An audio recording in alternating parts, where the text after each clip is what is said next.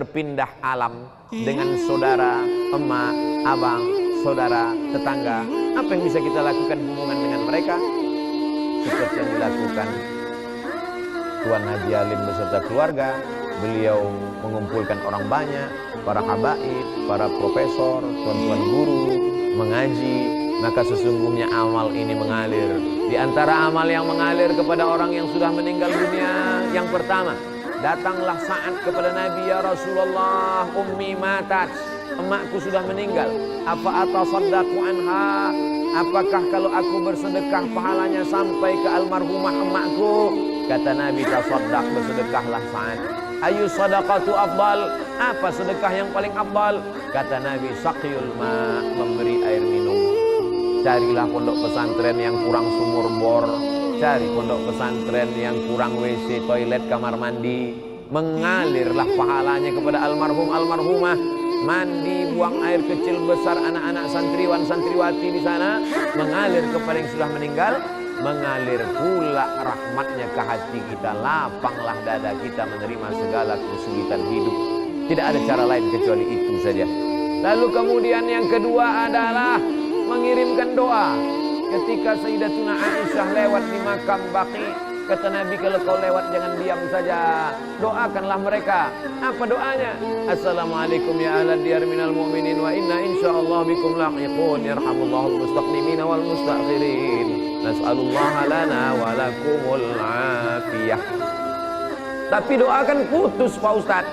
Orang kalau sudah meninggalkan putus. Idza mata ibnu Adam inqata'a amaluhu. Kalau anak Adam sudah meninggal, maka putuslah amalnya. Yang putus itu amal dia. Orang meninggal itu amalnya putus. Itu pun tidak semua amal dia putus. Kata Syekh Muhammad Mutawalli Asy'arawi ketika dia dibantah tentang wali-wali bisa mendoakan orang hidup. Kata Syekh Muhammad Mutawalli Asy'arawi, waktu Nabi Muhammad Isra Mi'raj, dia berjumpa dengan Nabi Musa. Nabi Musa sholat di kuburnya. Nabi Ibrahim jadi makmum mereka sholat di Masjidil Aqsa. Kalau begitu orang meninggal itu pun tetap sholat, dan sholat itu doa. Lalu apa makna hadis inqata'a amaluhu? Yang maksud putus di situ adalah amal taklifi, amal beban wajib.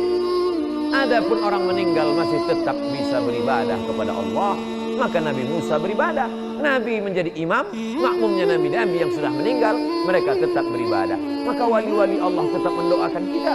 Maka kita berziarah ke makam wali-wali Allah. Allahumma inni natawassalu ilaika bi awliyaika shalihin. Imam Syekh Abdullah bin Siddiq Al-Ghumari menulis kitab tentang itu, tentang bertawassul dengan orang-orang soleh dan wali-wali Allah.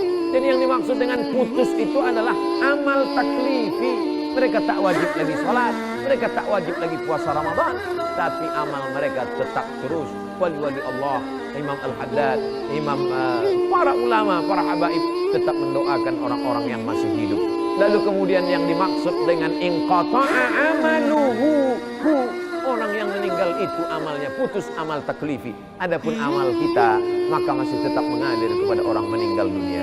Kalau putuslah amal kita kepada mereka, tak ada sholat jenazah. Karena sholat jenazah itu adalah amal orang hidup untuk orang meninggal dunia. Kalau ada orang mengatakan Fatihah yang kita baca tak sampai pada orang meninggal dunia, berarti nanti waktu sholat jenazah Allahu Akbar, tak pakai Fatihah karena tak sampai. Fatihah dibaca sampai Allahu Akbar, Allahumma salli ala Sayyidina Muhammad wa ala ali Sayyidina Muhammad, sampai Allahu Akbar, Allahumma fir lahu warhamhu wa'afihi wa'fu anhu. Maka sesungguhnya doa sampai. Jangan pernah bosan berdoa. Ustaz Muhammad kalau mendoakan orang tua kapan saja, asal ingat saya, asal teringat wajahnya, saya bacakan Fatihah, Allahumma fir lahu warhamhu wa'afihi wa'fu anhu. Kalau kebetulan lapang, baca Yasin.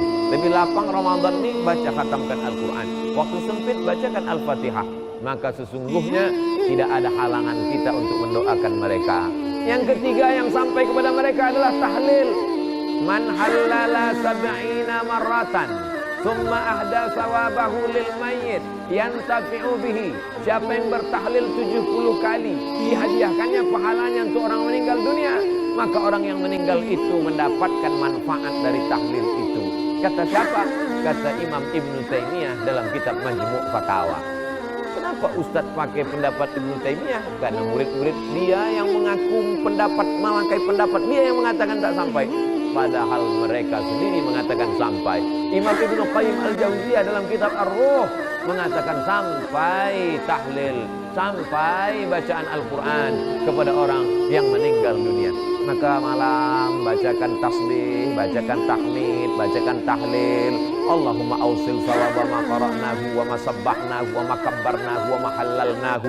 Sampaikanlah tasbih, tahmid dan takbir kepada almarhumah emakku, kepada almarhum ayahku, kepada almarhumah almarhum keluarga kami. Maka sesungguhnya hubungan kita tak pernah putus kepada mereka. Kenapa Ustaz Somad tak pernah bosan menyampaikan itu dalam ceramah-ceramah? Supaya ketika aku mati nanti jamaah dari Palembang pun tetap mengirimkan itu kepadaku. Kalau dikirim nyampe empek bosan sampai. Sedekah, sedangkan air putih sampai, apalagi makanan, maka tentulah dia sampai. Maka tasbih, tahmid, tahlil sampai. Nabi lewat di suatu makam, diambilnya pelepah korma, fasaqahu nisfain, dibelahnya menjadi dua, kemudian ditancapkannya. Sahabat heran, apa yang kau lakukan ya Rasulullah? Kata Nabi, la'allallaha an yukhaffifa 'adzabahuma ma lam yaybasa. Semoga selama pelepah korma ini basah, maka bermanfaatlah sampai ke bawah. Apa kata Imam Nawawi dalam kitab Al-Majmu'? Apa ada Imam Nawawi dalam kitab Al-Minhaj Syarah Sahih Muslim Ibn Al-Hajjaj? Kalau tasbih pelepah korma saja sampai, apalagi bacaan Quran orang beriman. Jadi kalau ada orang mengatakan itu doa Abdul Somad dengan bacaan Fatihah dia itu tak sampai, berarti dia seolah-olah sama dengan mengatakan saya ini lebih buruk daripada pelepah korma lagi. Tak sampai pula bacaan kita. Maka ini semuanya dalil-dalil. Sudah kita sebutkan ayatnya, dalilnya, ungkapan ulama, tak juga dia percaya. Kalau ada orang yang mengajak saya berdebat, sudah saya sebutkan, saya tak dapat membuktikan sampai atau tak sampai. Hanya bercerita argumen saja. Kalau dia tetap menantang juga, tak ada cara lain kecuali meminta nama lengkapnya. Nanti kalau dia meninggal kita kirim. Kalau tak sampai cepat-cepat kasih kabar. Itu sajalah lagi cara untuk mengatasi orang-orang yang tak percaya. Sedekah sampai, doa sampai, tahlil sampai, apalagi bacaan Quran sampai. Tadi sudah kita baca Yasin di Masjid Al-Falah. Sampai kemari kul huwallah 3 kali. Kenapa kul huwallah 3 kali? Innaha la ta'dilu sulusal Quran. Satu kul huwallah sama dengan sepertiga Quran. Kita baca 3 kali seolah-olah macam khatam Al-Quran. Lalu kemudian kenapa kita baca Qul a'udzu falaq dengan Qul a'udzu binnas? Kata Nabi sallallahu alaihi wasallam, kalau dibaca pangkal Al-Baqarah, ujung Al-Baqarah, Al-Mu'awwidhataini, maka cukuplah itu sebagai sebuah amalan. Tapi yang paling afdalnya adalah wa in khatimul Qur'ana fahuwa hasanun, kata Imam An-Nawawi dalam kitab Al-Azkar. Seelok-elok, sebagus-bagusnya dikhatamkan Al-Quran. Habis sholat subuh 2 lembar, habis zuhur 2 lembar, habis maghrib 2 lembar, habis isya 2 lembar, habis tahajud malam 2 lembar. Satu hari 10 lembar, 1 juz 30 malam. Maka dapatlah kita menghadiahkan pahala-pahala bacaan Al-Quran. Sedekah sampai, doa sampai, tahlil sampai, bacaan Quran sampai. Apalagi yang sampai kepada mereka? Ibadah kurban, Nabi memotong kurban, Allahumma ada'an Muhammad wa ali Muhammad sallallahu alaihi wasallam. Padahal waktu itu Khadijah sudah meninggal. Itu membuktikan bahwa pahala kurban pun sampai. Ini tak lama lagi nanti Zulqa'dah, sesudah itu Zulhijjah, maka berkurban untuk almarhumah, untuk mengobati hati sampai. Yang ketujuh, apalagi yang sampai kepada mereka? Labbaik Allahumma syubrumah. Kata Nabi, kau menghajikan siapa? Subrumah. Subrumah itu siapa? Akhi, saudaraku. Kau sudah haji apa belum? Belum. Hajikan dulu dirimu, kata Nabi. Itu membuktikan bahwa haji pun sampai. Kalau dia sudah haji, boleh haji sunat. Kalau dia umrah, maka dilaksanakan. Ini semua adalah amalan-amalan baik. Maka banyak orang tak Islam itu takut masuk Islam. Kata dia, orang Islam, kamu kenapa tak mau masuk Islam? Orang Islam tak sayang pada leluhur. Begitu meninggal langsung dikubur. Dia mau seminggu dulu main gaplek baru dikubur.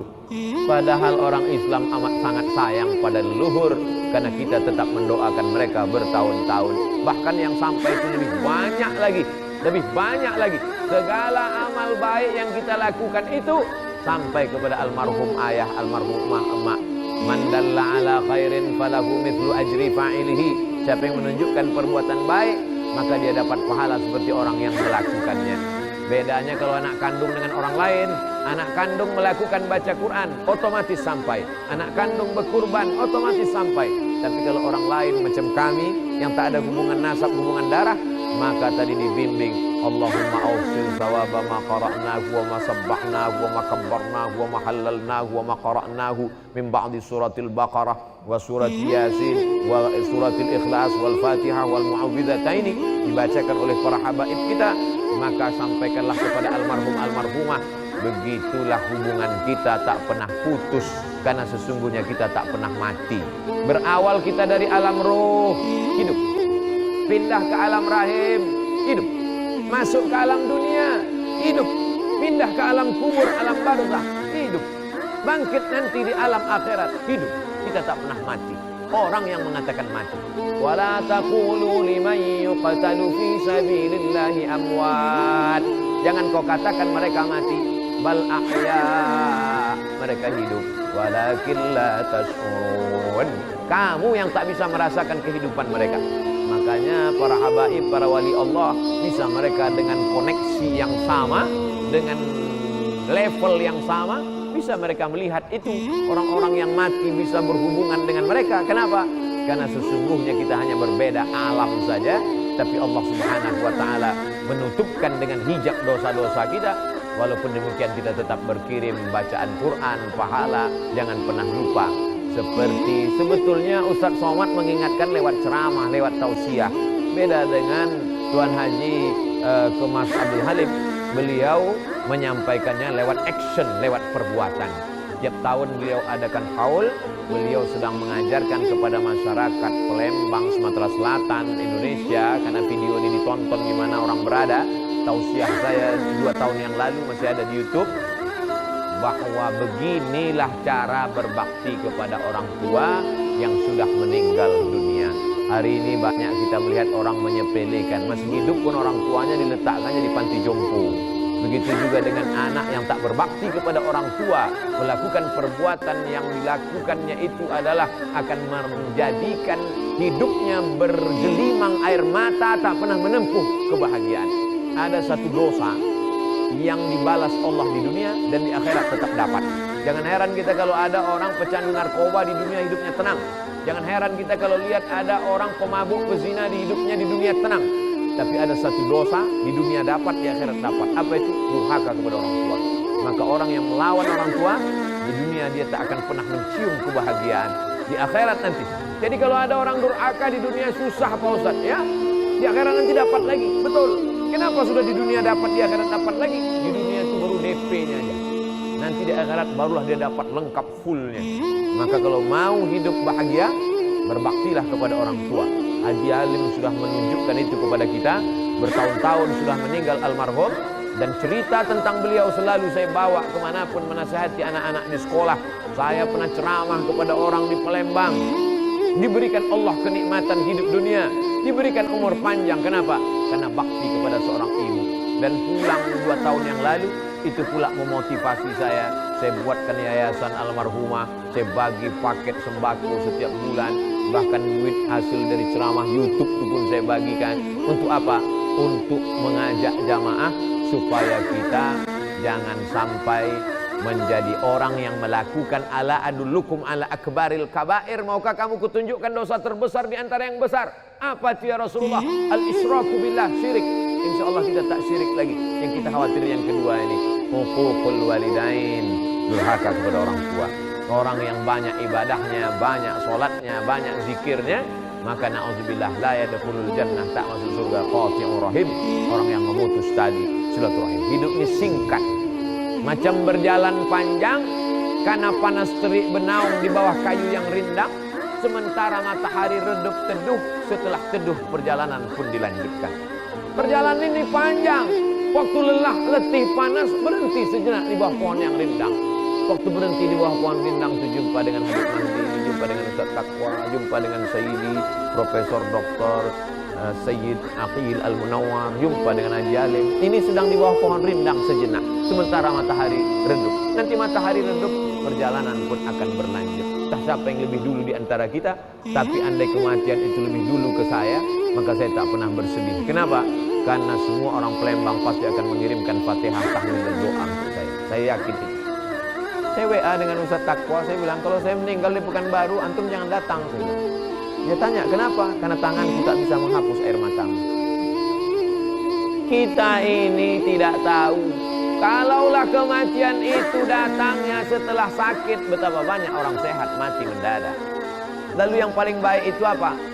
Bersiap-siap. Saya kalau tidur malam saat mengatakan Bismika Allahumma ahya wa amut, saya sudah siap bahwa nanti kalau buka mata, pertanyaannya marrab buka. Tiba-tiba saya buka besok, oh belum lagi, masih ada jadwal ceramah. Sehingga kalau kita tarawih malam ini seolah-olah ini tarawih terakhir. Sehingga seolah-olah kalau kita berjumpa kita akan tetap semangat. Kenapa? Karena ini pertemuan terakhir. Sehingga kalau kita bersilaturahim dengan kawan-kawan kita akan semangat. Kenapa? Kita anggap itu pertemuan terakhir. Bahwa besok pagi masih hidup berarti bonus. Begitulah setiap hari.